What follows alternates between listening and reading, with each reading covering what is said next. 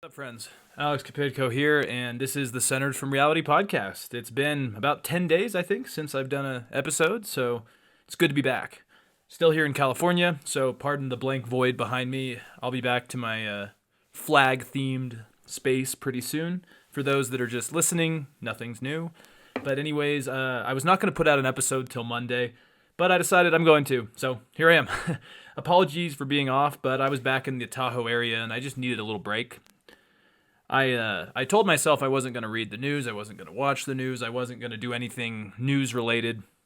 I'm not really good at that, so I ended up reading the news every day, watching the news, listening to podcasts while I ran, and watched Bill Maher. So nothing different except no podcast. So obviously a lot has happened. Not much of the news is good. I'm actually not going to be talking much about Ukraine or American politics today. This is going to be kind of a special deep dive into FIFA, actually, and kind of the rotten politics and rotten corruption of FIFA, and just why I think it's an organization that needs to be reformed, mainly because it is kind of the symbol of an international organization that is flawed, and it kind of reflects other ones as well. So we're going to talk about that in a few. I did want to just start off by saying I've been watching the Supreme Court hearing, or not the hearings for the Supreme Court nomination for Ketanji Brown Jackson. I really like her. For weeks I've been talking about her on the podcast, and I'll just reiterate that I like the idea of having a public defender in the Supreme Court instead of typical prosecutors. I think it just changes the perspective a lot.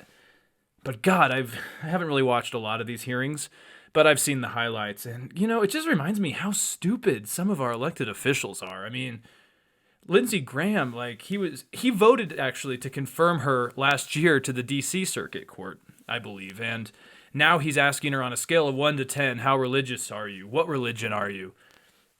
Me being fairly libertarian in a lot of things, I'm like, who cares? Who cares what religion you are? Also, we're rating it. Does it matter? You almost want someone whose religion doesn't reflect their views. Then you have Marsha Blackburn, another unique one. She tweeted that the Constitution protects life, liberty, and the pursuit of happiness, but not abortion.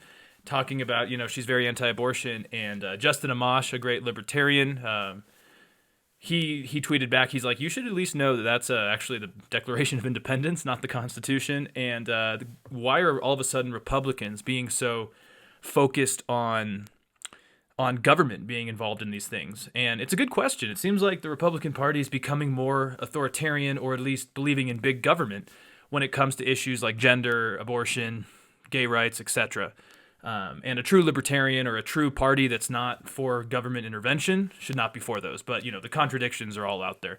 And, you had Ted Cruz asking her if she believes in critical race theory, if babies are racist. I'm just like, good God, give me a break with some of this stuff. It's just exhausting. And, you have Josh Hawley, who's criticizing Justice or potential Justice Jackson for not prosecuting child pornography well enough. From what I've gathered, it's actually quite common for the sentences to be more lenient than some would expect. She's not different in that. You had Lindsey Graham also criticizing her for defending Gitmo or Guantanamo Bay people. She is a defense attorney, right? Her job is to give people defense. And also we have to remember that people in our Constitution and in our legal system are always granted defense. And she does that. She's a defense attorney. And they seem to have issues with that. And yeah, my takeaway from this was I learned nothing from these hearings. The left was all excited about her being the first black woman, which is great. I'm fine with that. But I didn't learn anything about her philosophy, really, or how she would work in the Supreme Court or her judicial views.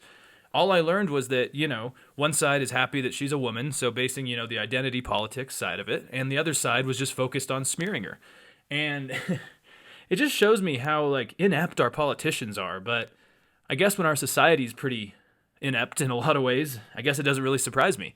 But she will get nominated unless just some crazy snafu happens. I'm just curious how this is going to look if all the Republicans vote against the first black woman. And I'm not trying to go down the identity politics thing here, but I do wonder what impact that's actually going to have when she is the first black justice, and if all the Republicans vote against her, is that politically good? There was a time when people would just like both parties voted to confirm a nominee as long as they weren't super flawed. I know Justice Clarence Thomas was quite controversial after the sexual assault allegations with Anita Hill, I believe it was. But usually they get passed almost unanimously. But over the last few years, both sides have just really put their heels, just dug down with this stuff. And yeah, we shall see. But, I've also seen over the last couple days, Clarence Thomas was in the hospital. I think that would be pretty fascinating if something did happen to him. That's a conversation that does need to be had, as a lot of these guys and ladies are older. And I think we could see a much more contested hearing if someone else was to be either to retire or to pass away. Because we have to remember that really Justice Jackson doesn't really change anything here, except Biden gets a new young pick, which is good. But if we saw someone like Clarence Thomas or something have issues down the road, I think we could see a pretty heated Supreme Court battle. So, yeah, it's interesting times.